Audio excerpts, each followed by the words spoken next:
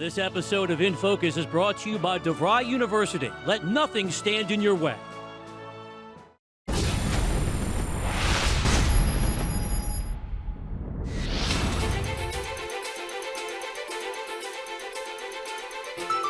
Reese Hoffa is not your typical athlete. His love of shot put, only rivaled by his love of having fun. From his Rubik's Cube competitions, and of course, his love of costumes. So sorry. My word. But behind the mask and behind all of his characters lies the story of this Olympian and how his character was formed. When they communicated to you why he was put up for adoption, what did they tell you? They told me that the apartment he was in caught on fire and that the mother was very young and had 2 kids and she was trying to raise them by herself, and that her life was falling apart and she couldn't make it, and she thought the best thing for them was to give them a chance. And I'm just glad God let us be the one to give him the chance. Weighed down by guilt, pain, and confusion, Reese found himself in a world that was about to change dramatically. When I was 3 years old, my older brother found a lighter and decided to light some strings on the curtains on fire. And he put it out with a cup of water, and of course he ran out of water after a while, and he put the lighter on the bed in our room. He left, and being the younger brother, was like, I gotta do that. So somehow or another I made it work. I lit my string on fire, and the curtains went up in flames before my brother even had a chance to get into the room. I called him, bring some water, and he threw his little cup of water on there, and it did nothing. We called my mom, and everybody came up there, and there's just this shock on their face, like, oh my goodness, the house is on fire. And so they had to call the fire department. I remember standing outside of our house, watching our house on fire, and there's all these people around, and the fire trucks, everything's really loud. I'm like, oh my goodness, I can't believe I did this. And, you know, I guess for the few months that we actually still lived together, I was like, well, maybe, I guess everything's gonna be okay. So I was just a normal kid after that for a while. And then we go to this building in the city, and we're playing there, and they give us little cars to play with. And I guess my mom's talking to some people, and my mom's like, okay. She kind of gives me a hug. I'm like, okay, I guess we're gonna leave. I don't know where we're gonna go. But all of a sudden, right behind me, 3 or 4 people start walking up. I'm like, what are they doing? I guess they're saying goodbye too.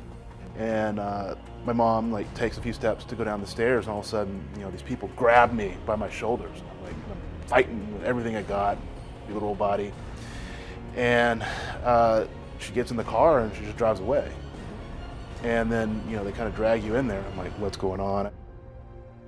And what was going on was that Reese would go through endless auditions for a number of adoptive families.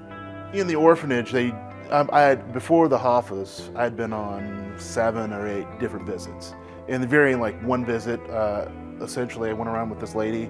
We had Kentucky Fried Chicken, and she showed me how to clean windows. Another family, there were already 2 kids, and I guess they were looking to adopt another one. And I went back to there 3 times. I remember one time we were getting ready to go to a Cardinals game, because it was up in Kentucky. And the doorknob fell off, and I was locked in the room, the bathroom for a while. But eventually he landed a role with the Hoffa family, one that would last a lifetime. Do you remember the first day that he stepped into the home? Yeah, it was the ride home that was funny. I had stopped to pick up dry cleaning. I had stopped to pick up a few groceries. I had stopped to get gas. And when I got out to get the gas, he looked at me and he said, "Ma'am, do you really know where you're going?"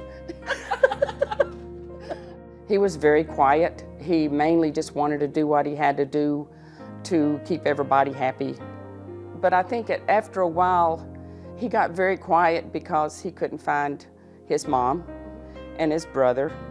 And I think that's when the quietness came in, I think he really thought his mom would someday be able to come get him and that he would get in touch with them. And I think that's what held him back.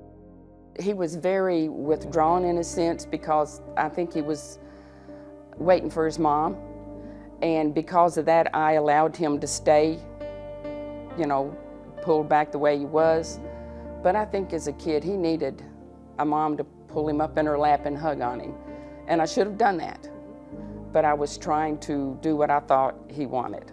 Now, did you ever feel comfortable? I never felt like I belonged in a way. Like I was happy just to get whatever I could get. I think that's why I think I gravitated towards sports, is just it gave me kind of this outlet to get away from, like I felt like I belonged, like I'm really athletic, people really want me there, that kind of thing, and that's why I did what I did. That was where his two journeys began. One for Olympic gold and one that started on the computer. And that led to a very important phone call. Take me back to the day that phone call came in, because that's not a phone number you would have had programmed in your cell phone. No, not at all. I was studying for an anatomy physiology exam with my tutor, and I get this random phone call, and I'm like, hello, who's this? You know, I'm kind of annoyed because I'm trying to concentrate on this test. And she's like, this is Diana Watts. I'm like, okay, what can I help you with, Miss Watts? You know, kind of thing. And she's like, I think I may be your mom. And I'm like, almost fall out of my seat. And I sprint to a corner. I'm like, you know, oh, hello. And, you know, I've been looking forward to your phone call. And of course, I put the burning down the house thing because only my mom would remember that. And of course, I talked about my brother Lamont. And what were those words you said to her? Sorry, I burned down the house. And then later on, she invited me to come and visit her. The moment I walked by her, I knew it was her. The world now knows Reese Hoffa's story. A story that has more to do with beating the odds and connecting families than winning a medal in London.